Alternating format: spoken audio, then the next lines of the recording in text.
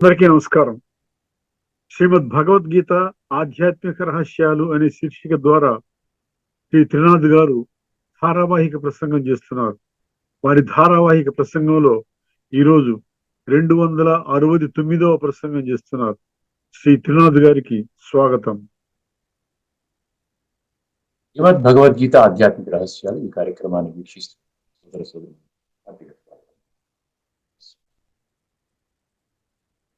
శ్రీమద్ భగవద్గీతలో ఈ రహస్యాలు భగవంతుడే ప్రకటించడం జరిగింది. ఆ రహస్యాలు మనం తెలుసుకుంటే మన జీవితం సర్వాంగ సుందరంగా తయారవుతుంది. ఇది ఏమాత్రం కూడా సందేహం లేదండి. ప్రాక్టికల్ గా మీ ముందు 20 లక్షల మంది 150 దేశాలలో 5 ఖండాలలో వివిధ ధర్మాలకు చెందినటువంటి వాడు, వివిధ కులాలకు చెందినటువంటి, మతాలకు చెందినటువంటి వాడు, వివిధ జాతులకు చెందినటువంటి వాడు, వివిధ భాషలకు దేశాలకు చెందినటువంటి వాళ్ళు ఈ యొక్క రహస్యాలని గ్రహించి పరమాత్మక ఉనికిని అంటే అస్తిత్వాన్ని కనిపెట్టి ఆ విధంగా వారు నిర్దేశించినటువంటి మార్గంలో నడుస్తున్నారు. ఇది తిరుగులేని తిరస్కరించలేని సత్యము. మీకు కూడా ఆసక్తి ఉన్నట్లయితే తప్పకుండా మీరు కూడా పొందవచ్చు. గీతలో 7వ అధ్యాయం 3వ శ్లోకం విషయాన్ని మర్చిపోకండి. దయచేసి తేలిక తీసుకోకండి. ఆ ఒక్క శ్లోకము ఏం చెప్తుందండి? 100కో కోటికో కొద్ది మంది మాత్రమే నన్ను అర్థం చేసుకుంటారు, నన్ను గమనిస్తారు, నన్ను నా అస్తిత్వాన్ని తెలుసుకుంటారు, అర్థం చేసుకుంటారు, పసిగడతారు, గుర్తిస్తారు, ఉనికిని గుర్తిస్తారు. ఇంకొక శ్లోకం మనం ఏం మర్చిపోకూడదంటే 4వ అధ్యాయంలోని 10వ అధ్యాయంలోని 32వ శ్లోకం. 10వ అధ్యాయంలోని 32వ శ్లోకం ఏం చెప్తుందండి? అందులో 3 రహస్యాలు చెప్తుంది. 3 రహస్యాలు మనం ఎన్నిసార్లు చెప్పుకున్నా తక్కువేనండి. ఆ 10వ అధ్యాయంలో విభూతి యోగంలోని 32వ శ్లోకంలోని 3 రహస్యాలు మీరు తెలుసుకుంటే మీలో కాస్త చలనం మొదలవుతుందండి, ఆధ్యాత్మిక చింతన మొదలవుతుంది. ఎందుకంటే ఇప్పటి వరకు మనం బుద్ధిని ఎత్తడానికి తెలుసుకోండి. భగవంతుడు ఇచ్చినటువంటి బుద్ధిని భగవంతుడి యొక్క ఉనికిని కనిపెట్టడానికి మాత్రమే మనము విస్మరిస్తున్నాం, వినియోగించడం లేదంటే ఎంత విచిత్రకరమైన పరిస్థితిలో ఈ వర్తమానంలోని మనిషి నడగమనించాడు. చిన్న చిన్న విషయాలకి వాడుకుంటాడు. కానీ అందులో 3 రహస్యాలు ఏం చెప్తున్నాడంటే కేవలం నాకు ఒక్కడికి మాత్రమే భగవాను వాచ సర్గాణం ఆదిరంతశ్చ మధ్యం చైవాహం అర్జున అంటాడు. సర్గ అంటే మానవ సృష్టి. మానవ సృష్టి అంటే వర్తమాన ఈ భూమండలంలో ఉన్నటువంటి 850 కోట్లు. సర్గాణ ఆది అంత మధ్య అన్నాడు. చూసారా ఎంత, అంతకంటే ఇంకా స్పష్టం ఏం చెప్పాలండి? సృష్టి యొక్క ఆది మధ్య అంతిమం యొక్క విషయాలు జ్ఞానము కేవలం నా ఒక్కడికి మాత్రమే తెలుసు. ఎందుకంటే నేను కాలచక్రానికి బయట ఉంటాను. నేను త్రిగుణాలలో బంధింపబడను. ఎందుకంటే కాలచక్రంలో వచ్చినటువంటి వాళ్ళంతా త్రిగుణాలలో బంధింపబడతారు. అర్థమైంది? ఎంత అద్భుతమైనటువంటి విశ్లేషణ చూడండి. తర్కమనం ఇది గీత తర్కశాస్త్రం, లాజికల్ సైన్స్. అంధవిశ్వాసంతో ఆ విధంగా మీరు ఏమి చేయలేరండి. ఏదో విధంగా కాలక్షేపం చేసుకుంటే జీవితాన్ని సాధించగలుగుతారు. అది మీ చేతిలోనే ఉంది. దానికి భగవంతుడు ప్రత్యేకంగా చెప్పక్కర్లేదు. మీరు లేజీగా ఉండండి, తిని పడుకోండి అని చెప్పి జీవితాన్ని ఉద్ధరించే మాటలు చెప్తున్నాడు భగవంతుడు.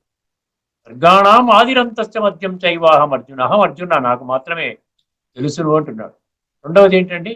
అధ్యాత్మ విజ్ఞానం. చాలా అద్భుతమైనటువంటి విషయం. కుండ బద్దలు కొట్టినట్టు చెప్తున్నాడు. నేను చెప్పే జ్ఞానం స్థూలము కాదు, భౌతికము కాదు, అంతా సూక్ష్మము. దానికోసం మీరు నన్ను అర్థం చేసుకోవాలంటే 2వ అధ్యాయంలోని 41వ శ్లోకంలో వ్యవసాయాత్మిక బుద్ధి కావాలంటాడు. వ్యవసాయాత్మిక బుద్ధి నిశ్చయాత్మక బుద్ధి. అందరికీ బుద్ధి ఉంది, కానీ కొద్ది మంది మాత్రమే నిశ్చయాత్మక బుద్ధి. వ్యవసాయాత్మక బుద్ధి ఏకేహ కురునందన బహుశాఖా హ్యనంతాశ్చ బుద్ధయో అవ్యవసాయినాం. అక్కడ వ్యవసాయినా అవ్యవసాయినా అంటాడు. అంటే నిశ్చయాత్మక బుద్ధి, సంశయాత్మక బుద్ధి. సంశయాత్మక బుద్ధి ఏంటంటే ఒక్క భగవంతుని తెలుసుకునే బదులు అన్ని తెలుసుకోవాలని కోరుకుంటాడు. అందులోనే మునిగి తేలుతూ ఉంటాడు, బయటికి రాలేడు. చివరికి పరమాత్మని ప్రాప్తి చేసుకోకుండానే శరీరాన్ని త్యాగం చేసే దేహత్యాగం చేసే పరిస్థితి వస్తుందన్నమాట. ఇక్కడ వ్యవసాయాత్మిక బుద్ధి ఏకేహ కురునందన అన్నాడు. అర్జున, ఈ కురు శ్రేష్ఠుడా, ఏకే ఏక ఇహ. ఇహ అంటే ఈ లోకములో, గుర్తుపెట్టుకోండి, ఇహ అని ఎక్కడ పదం వస్తుందో ఈ లోకములో, అనేక శ్లోకాల్లో ఇహ అనే పదం వస్తుంది. ఈ లోకములు అంటే వర్తమాన ఇప్పుడు మనం నివసిస్తున్నటువంటి ఈ భూమండలంపై పాదము మోపిన మనందరం 850 కోట్లు. ఈ లోకములో ఎవరైతే నిశ్చయాత్మక బుద్ధిగా ఉంటారో వాళ్ళు భగవంతుడు ఒక్కడే అన్న సంగతి గుర్తిస్తారంట. ఏకేహ గురునందన బహుశాఖాహ అనంత అనంతాశ్చ బుద్ధయో అవ్యవసాయిని, శ్లోకం 2వ అధ్యాయంలోని 41వ శ్లోకం. అందువలన భగవద్ అందులో అది అది అధ్యాత్మ విజ్ఞానం చెప్పారు. మూడవది చెప్పండి. మూడవది మనం చాలా తేలికగా తీసుకున్నామండి. భగవంతుడు ఏమంటున్నాడు? నన్ను అర్థం చేసుకోవడానికి మీరు కేవలము బుద్ధి నేత్రాన్ని తెరిస్తే సరిపోతుంది. బుద్ధిని ఉపయోగించి దాన్ని చర్చించండి అంటున్నాడు. అంధవిశ్వాసం నుండి బయటికి రండి అంటున్నాడు. డిబేట్ చెయ్యండి అంటున్నాడు. సరే, వాద ప్రవదతామహం అన్నాడు. వాద ప్రవదతామహం అంటే వాదాలు. వాదం అంటే డిబేట్. డిబేట్ 3 ప్రకాలుగా: వాదము, జల్పము, వితండము. అవన్నీ మనం చర్చించుకున్నాం. ఎందుకు కొన్ని ముఖ్యమైన విషయాలు మీ దృష్టికి తీసుకుని వస్తున్నాను, పదే పదే తీసుకుని వస్తున్నానంటే ఎక్కడైనా ఏదో ఒక్క పాయింట్ మీ గుండెలో తాకుతుందని, మీరు పరివర్తన తెచ్చుకుంటారని ఒక చిన్న ఇదన్నమాట సంకల్పం. ఇదే విషయాన్ని మళ్ళీ 18వ అధ్యాయంలోని 63వ శ్లోకం. ఇదే విషయం అంటే డిబేట్ చెయ్యండి. ఏదో విధంగా మీరు ప్రతి వాడు చెప్పింది వాడు గొప్పవాళ్ళు చెప్పారు. ఎవరు గొప్పవాళ్ళు? దేహదారులు ఎవరు గొప్పవాళ్ళు కాదు. భగవంతుడి ముందు దేహదారులు ఎవరు గొప్పవాళ్ళు కాదు. దేవీ దేవతలు 33 కోట్ల దేవీ దేవతలు కూడా త్రిగుణాలలోకి వస్తారు, తప్పించుకోలేరు అని 18వ అధ్యాయం 40 శ్లోకం చెప్పింది. భగవాను వాచకి మనం ఏమైనా ప్రాముఖ్యత ఇస్తున్నామా? ఇవ్వకపోతే అసలు 7:3లో మీరు రానేరారు కదా. 7:3లో రావడానికి ప్రయత్నం చేసే వాళ్ళ గురించి చెప్తున్నాడు భగవంతుడు. అర్థమైందండి? ఈ కార్యక్రమం దేనికోసం అంటే ఏదో మిగతా వాళ్ళంతా వింటారు, ఈ చెబుతూ వింటారు, ఆ చెబుతూ ఏదో బాగానే ఉందిలేండి, ఏదో చెప్తున్నారండి, పర్వాలేదు రండి అనుకుంటారు, అయిపోతుంది. కానీ అందులో బలంగా గుచ్చుకున్నాడు వాళ్ళకి ఏంటి అని నేను ఎందుకు తెలుసుకోకూడదు? ఇప్పటికే ఓ 15-20 లక్షల మంది తెలుసుకున్నారంటే ఈ విధంగా. సో 1863 ఏమంటున్నాడు? ఇదే జ్ఞానమాఖ్యాతం గుహ్యాతి గుహ్యతరం మయా.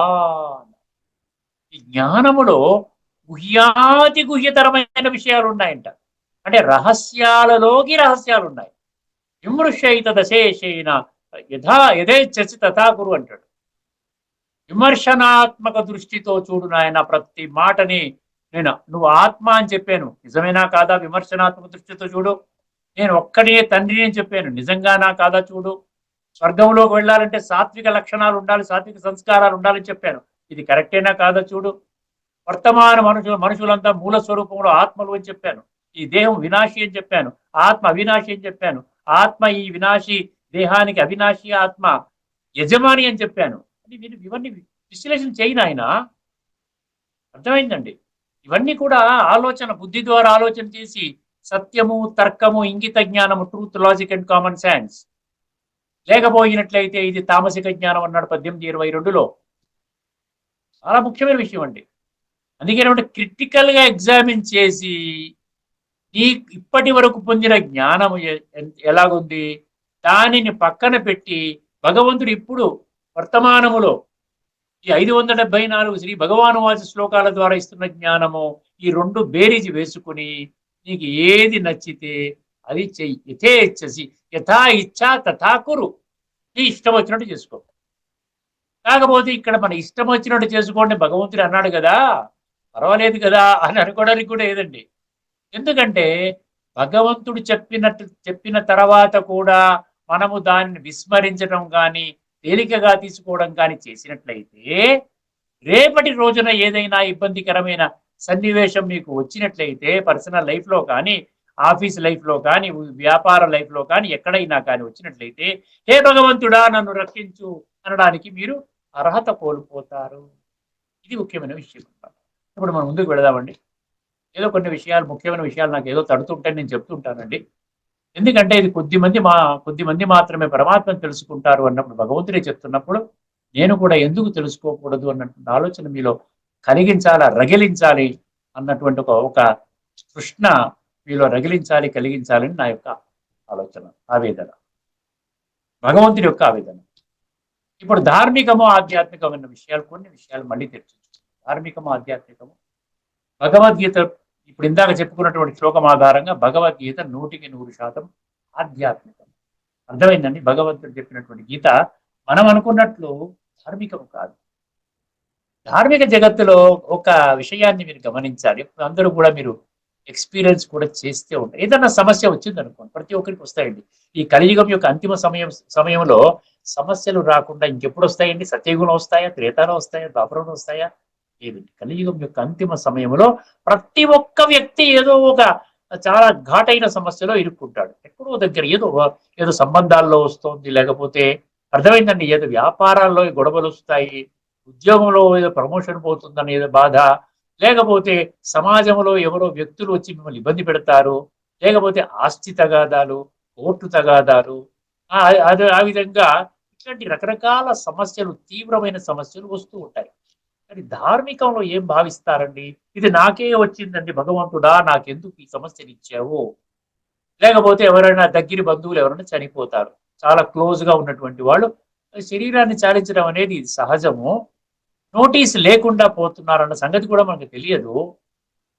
ఏదో భగవంతుడే వచ్చి ఆ సమస్యని క్రియేట్ చేశాడు, లేకపోతే భగవంతుడే వచ్చి ఆ పలానా వ్యక్తికి ఆ మృత్యువుని కలిగించాడు అన్న భావన ఆ విధంగా ఉంటూ చాలా బాధలు పడతారు. అర్థమైందండి? ఇప్పుడు తీవ్రమైనటువంటి బాధలు అనమాట. సమస్య నాకే వచ్చింది అంటారు. ఎందుకంటే మనకి ఈ ఆత్మజ్ఞానం లేదు, పరమాత్మ జ్ఞానం లేదు. ఆధ్యాత్మిక జ్ఞానంలో 3 వస్తాయి, గుర్తుపెట్టుకుంటే: ఆత్మజ్ఞానము, పరమాత్మ జ్ఞానము, సృష్టి చక్రం యొక్క జ్ఞానం. ఈ 3 విషయాల మీద స్పష్టత మన భగవద్గీతలో కుండబద్దలు కొట్టినట్లు ఇచ్చాడు. మనం ఇప్పటికే అనేక ఎపిసోడ్స్ లో మనం చర్చించుకోవడం కూడా జరిగింది. ఎవరైతే వరుస క్రమమున మొదటి నుంచి ఇప్పటిదాకా అలాగా వింటూ వస్తారో, 2-3 సార్లు వింటూ వస్తారో, ఖచ్చితంగా వాళ్ళకి ఇప్పటి వరకు రానటువంటి స్పష్టత వచ్చి తీరుతుంది. ఎప్పుడైతే ఆధ్యాత్మిక జగత్తులో ఏదైనా సమస్య వచ్చిందనుకోండి, ఏదైనా సమస్య వస్తే కొండంత సమస్య ఘోరంతగా అయిపోతుంది. ఇక్కడ ధార్మికంలో ఘోరంత సమస్య కొండంతగా అయిపోతుంది.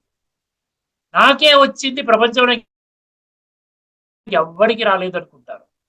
ఆధ్యాత్మిక జగత్తులో జ్ఞానం ఉన్నటువంటి ఒక జ్ఞానికి, పరిపూర్ణ జ్ఞానికి, ఆధ్యాత్మిక జ్ఞానికి, పరమాత్మ యొక్క బిడ్డకి, ఆ విధంగా పరమాత్మతో నిత్యము యోగము చేస్తున్నటువంటి వ్యక్తికి ఏమనిపిస్తుందంటే, సమస్యలు కలియుగంలో రాకపోతే ఇప్పుడు వస్తాయి, అందరికీ వస్తాయి. ప్రతి ఒక్కరు వాళ్ళ యొక్క సంస్కారాల అనుసారంగా ఇవన్నీ కూడా కష్టాలు, దుఃఖాలు, నష్టాలు జరుగుతూ ఉంటాయి. ఇది సహజమే. ఎందుకంటే ఇక్కడ ఆత్మ పరమాత్మతో సంలగ్నమై ఉంటుంది కాబట్టి, రాజయోగం అనే ప్రక్రియ ద్వారా నిరంతరము శక్తులు, గుణాలు తీసుకునే ఒక విధానము అలవాటయింది కాబట్టి, ఏదైనా సమస్య వచ్చినప్పుడు కూడా కొన్ని క్షణాలు పరమాత్మతో యోగం చేస్తే పరమాత్మ విషయాన్ని స్పష్టం చేస్తాడు. ఇది నీ పాత జన్మలుగా చేస్తున్నటువంటి నీ సంస్కారాల యొక్క ఖాతా ఏదైతే ఉందో అది ముగుస్తుందిరా నాయన, ఈ సమస్యను ఎదుర్కొంటే క్లోజ్ అయిపోతుంది, నువ్వు క్లీన్ అవుతున్నావు అంటాడు. అర్థమైందండి? ఈ సమస్యకి నీవే కారణము కాబట్టి నీవు నాతో యోగము చేసుకుని నీవు ఈ విధంగా దీన్ని పరిష్కారం చేసుకోవాలి అంటాడు. దీనికి కారణము వాడు, వీడు, వాడు అని అనవలసిన అవసరం లేదు. ఎవరి సంస్కారాల అనుసారంగా వాడి యొక్క ఈ యొక్క భూమండలం మీద వాడి పాత్రను అభినయిస్తూ ఉన్నాడు. నీవు నన్ను తెలుసుకున్నావు కాబట్టి, సంపూర్ణ ఆధ్యాత్మిక జ్ఞానము నీ యొక్క చేతిలో ఉన్నది కాబట్టి, దానికి అనుగుణంగా నీవు అర్థం చేసుకున్నట్లయితే నేనేం చేస్తావు? కొండంత సమస్య ఘోరంత అవుతుంది. అర్థమైందండి? తేలికగా నువ్వు దాటేస్తావు. ఇంకొక విషయం ఏంటంటే, ఈ సమస్యలు వస్తూ ఉంటాయి, పోతుంటాయి. అంతే. ఆ మధ్యలోనే మనం టెన్షన్కి లోనైపోతాం, రోగాలు తెచ్చేసుకుంటాం. బీపీలు, షుగర్లు, డయాబెటిక్, క్యాన్సర్లు, అల్సర్లు, డిప్రెషన్ అన్నీ వచ్చేస్తాయి. అంటే ధార్మికంలో అదేంటంటే వచ్చింది ఎప్పటికి పోతుంది, అది కొన్ని నెలలు, ఒక్కొక్కసారి ఎవరన్నా తీవ్రమైన చాలా దగ్గర బంధువులు ఎవరైనా చనిపోయారు అనుకోండి, చాలా ఆల్మోస్ట్ డిప్రెషన్కి వెళ్ళిపోయినట్టుగా ఆ విధంగా ఫీల్ అయిపోతారు. చాలా ఇంటర్నల్ గా చాలా టార్చర్కి గురవుతారు. అమ్మమ్మ నేనేంటి, నా జీవితం ఏమైపోతుంది. కానీ ఒక ఆధ్యాత్మిక చింతన ఉన్న వ్యక్తికి ఆధ్యాత్మిక జ్ఞానం ఎంత బాగా హెల్ప్ చేస్తోంది అంటే, ఆత్మ అవినాశి, వారి యొక్క పాత్ర ముగిసింది, తదుపరి పాత్ర కోసం ప్రయాణం అవుతున్నాడు. అటువంటి సమయంలో నేను రోదనతో, బాధతో, దుఃఖముతో ఆ ప్రయాణానికి నేను ఆటంకం కలిగించకూడదు. ఆత్మకి శాంతిగా ప్రశాంతంగా శక్తిశాలిగా వెళ్ళిపోనివ్వండి అని చాలా నిశ్చింతగా చాలా ఇదిగా ఉంటాడు. చక్కగా ఆ యొక్క యోగము ద్వారా శక్తి ఇస్తాడు. ఆ వెళ్ళిపోయే ఆత్మ కూడా శక్తిని ఇస్తాడు. మిగతా వాళ్ళందరూ బాధపడుతున్నటువంటి వాళ్ళకు కూడా శక్తిని ఇస్తాడు. సో ఆ విధంగా ఈ యొక్క ప్రతి సమస్యని కూడా దాటేస్తూ ఉంటాడు. అర్థమైందండి ఆధ్యాత్మికం ధార్మికంలో ఉంటుంది మరొక తేడా మీ ముందుకు తెచ్చాను.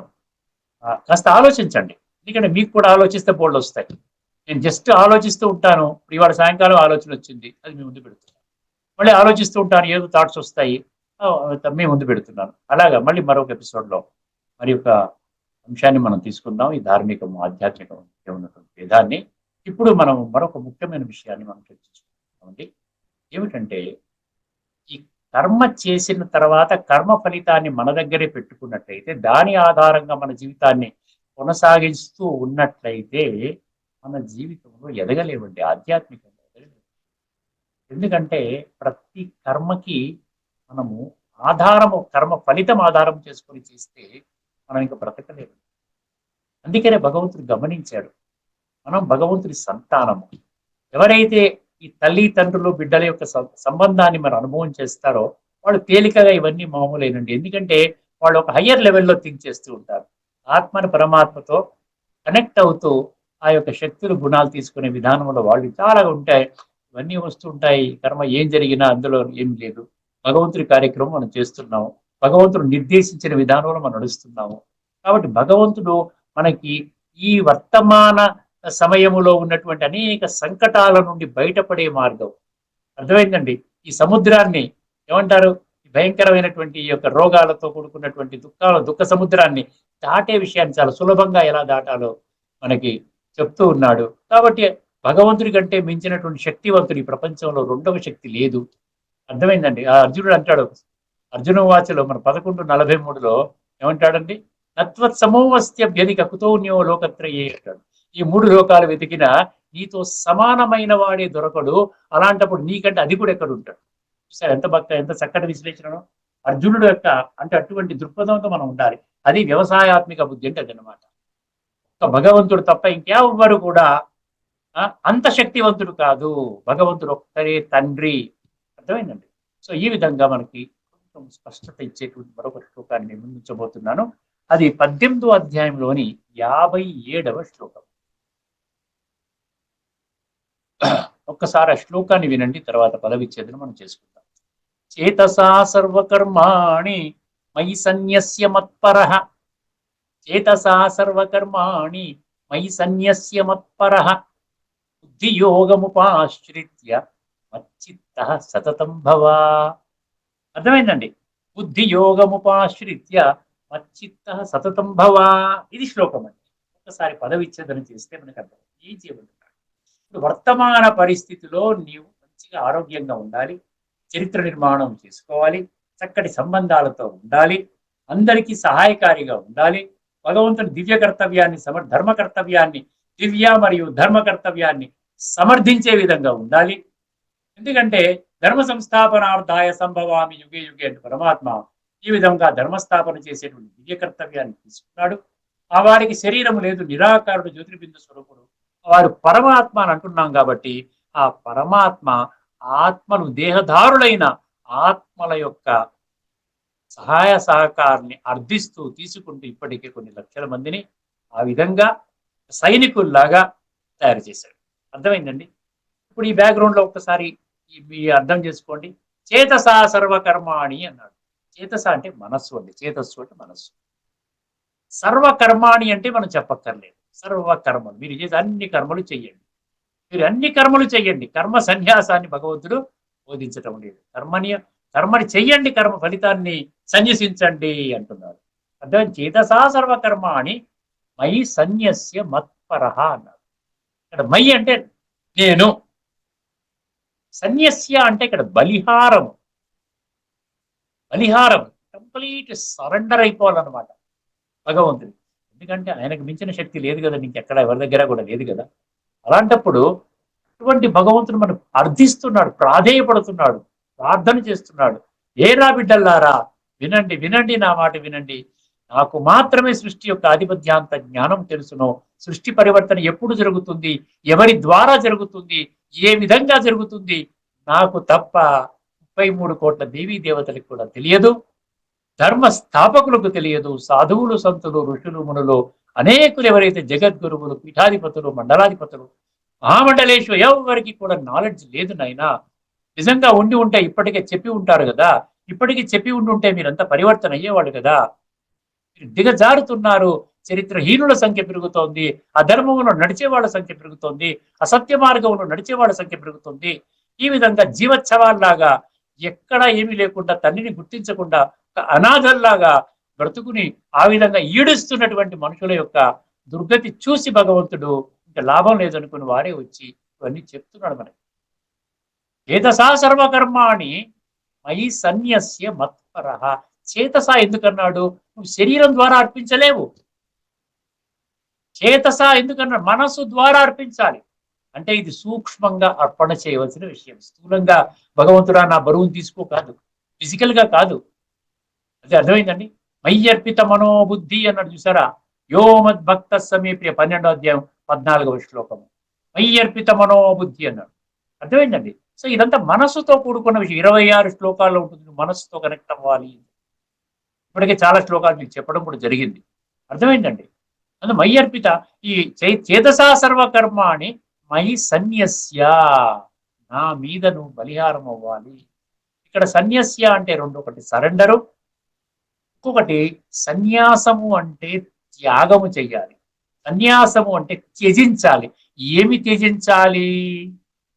ఏమి త్యజించాలి? దైహిక అభిమానాన్ని త్యజించాలి. శిక్ష వికారాలను త్యజించాలి. నీలో ఉన్నటువంటి అహంకారాన్ని త్యజించాలి. నేనే అన్ని చేస్తున్నాను, నేనే అన్నిటికీ బాధ్యుడిని, నాకంటే గొప్పవాడు లేడు, నేను ఇంత పెద్దవాడిని, ఇంత పరపతి ఉన్నవాడిని, ఇంత ధనం ఉన్నవాడిని. అర్థమైందండి. ఈ విధంగా అదంతా దాని నుండి నువ్వు జయించాలి. అర్థమైందండి. అహంకార ధనుడు, సుయోధనుడు అంటారు చూసారా. దుర్యోధనుడు అంటే అహంకారాన్ని పెట్టింది పేరు. అంటే ఒక్కొక్క గుణానికి ఒక్కొక్క. అర్థమైందండి. ఏ శాసనాన్ని పాటించని వాడు దుశ్శాసనుడు అంట. అలాగా ప్రతిదీ కూడా ఒక అడ్జెక్టివ్, గుణవాచకం అనమాట. శాస్త్రాల్లో ఉన్న పేర్లు అన్ని గుణవాచకాలే. మీరు అర్థాన్ని గూగుల్లో అడగండి. ధర్మరాజు అంటే ధర్మ మార్గాన్ని, పాండవ అంటే పండే అంటారు. పండే అంటే దర్శకత్వాన్ని ఇచ్చేవారు. అర్థమైందండి. పాండవులు అంటే వాళ్ళు మంచిగా ఉండి ఇతరులను మంచి మార్గంలో పెట్టేటువంటి వాడు పాండవులు అంటారు. కౌరవులు అంటే రౌరవ నరకంలోకి తీసుకుని వెళ్ళేవారు కౌరవులు అంటారు. ధృతరాష్ట్రుడు అంటే 3వ నేత్రం తెరుచుకునేవాడు ధృతరాష్ట్రుడు. ఇలాగే అది మనం చెప్పుకోవచ్చు కావాలంటే ఇంకో ఎపిసోడ్ లో. అర్థమైందండి. ఇక్కడ భగవంతుడు చేతసా సర్వకర్మాణి మయి సన్యస్య. సన్యసించడం అంటే రెండు ఉన్నాయి. ఒకటి బలిహారం అవ్వటము, రెండవది విషయ వికారాలు, చెడు నుంచి, ఆ మలినం నుంచి పూర్తిగా తొలగించే ప్రయత్నము నువ్వు రాజయోగం ద్వారా చేసుకోవాలి. సంస్కార పరివర్తన. చివరికి ఏమో జరిగేది సంస్కార పరివర్తన. దాని ద్వారానండి మన ఈ జీవితం బాగుంటుంది, పై జీవితం బాగుంటుంది. అర్థమైందండి. చేతసా సర్వకర్మాణి మయి సన్యస్య మత్పరః. మత్పరః ఇంకోటండి. మత్ అంటే మళ్ళీ నా మీద, పరహ అంటే ఏంటి? నన్ను పొందాలి అనే ఏకైక లక్ష్యముతో నువ్వు చేయి ముందుకెళ్ళాలి. నీ యొక్క ఇప్పుడు ఉన్నతమైన లక్ష్యం ఏంటంటే కేవలం నేను అది చేశాను, దాంట్లో వెళ్ళాను, అక్కడ వెళ్ళి టెలిఫోన్ బిల్ కట్టడానికి వెళ్ళాను, ఎలక్ట్రిసిటీ బిల్ కట్టడానికి వెళ్ళాను, నా పిల్లల్ని చూసుకున్నాను, మనవల్ని చూసుకున్నాను, ఇది కాదు. అర్థమైందండి. ఎవరి బాధ్యతలు వారు చేసుకుంటారు. మీకు అయిపోయింది. మీరు 60, 70, 80 వయసు వచ్చేసింది. ఇప్పుడు మీరేం చేయాలి?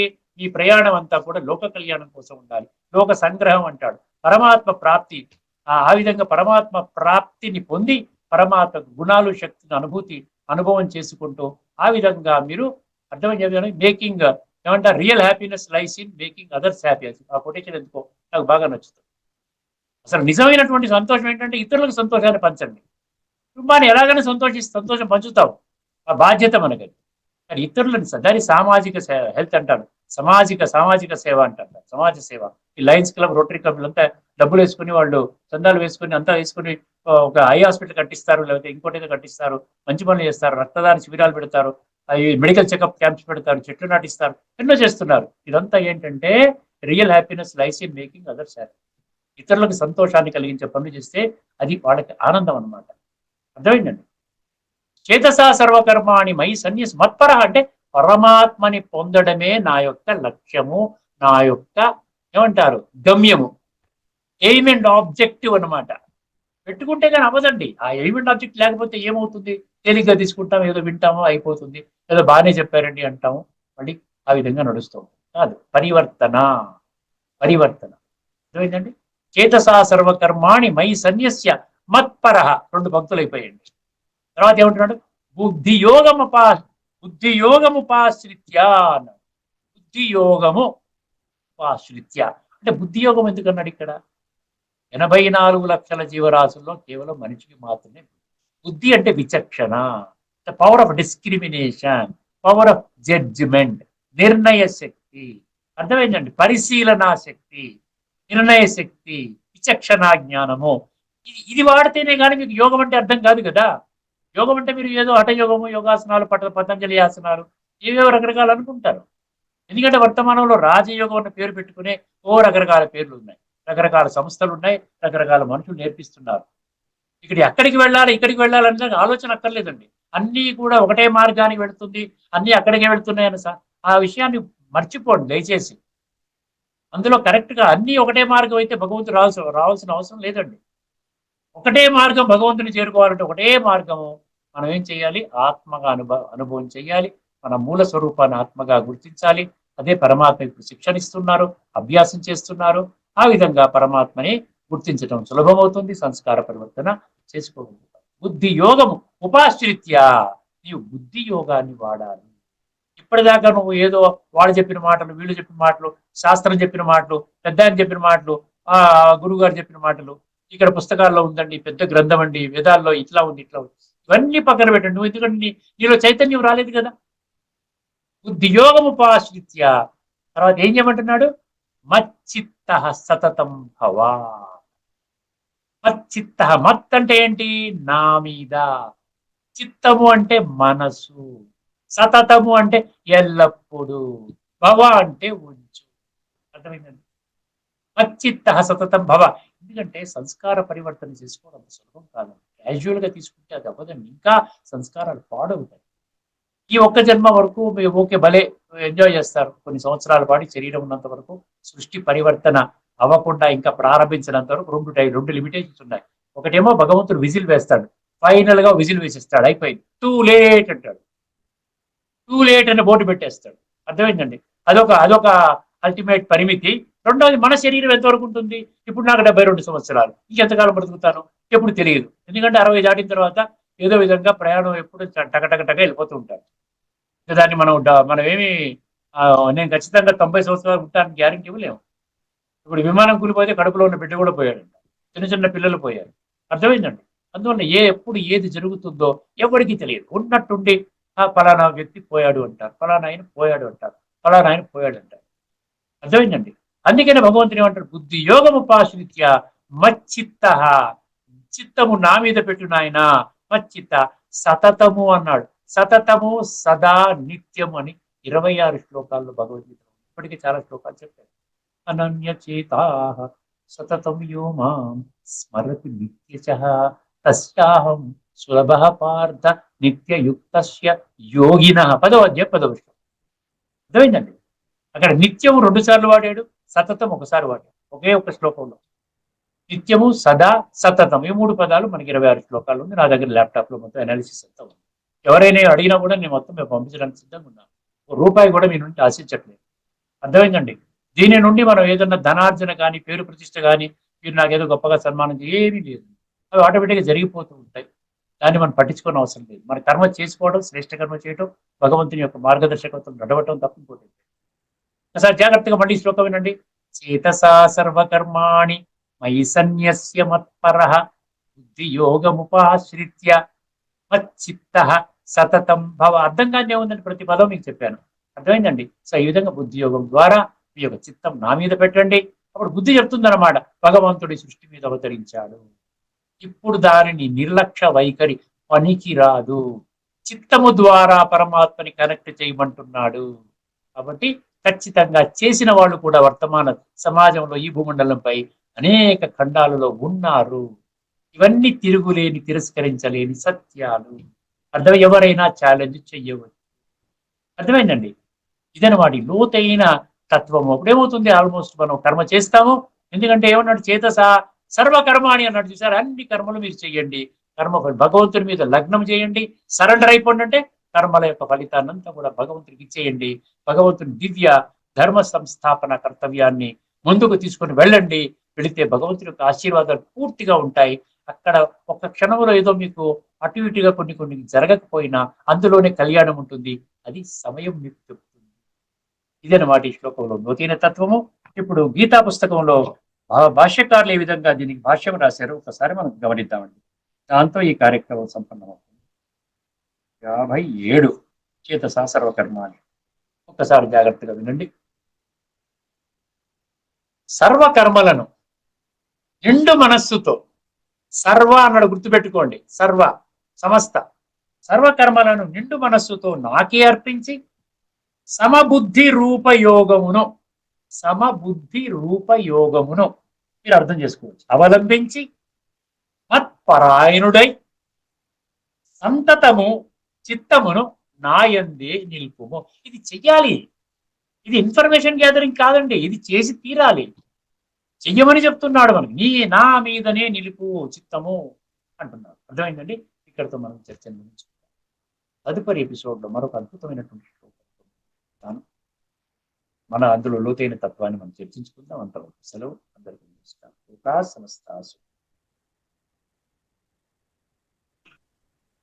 శ్రీమద్ భగవద్గీత ఆధ్యాత్మిక రహస్యాల శీర్షిక ద్వారా మనకు ఆ రహస్యాల తత్వాన్ని, తత్వసారాన్ని విపులంగా విశ్లేషించిన శ్రీ త్రినాథ్ గారికి ధన్యవాదాలు.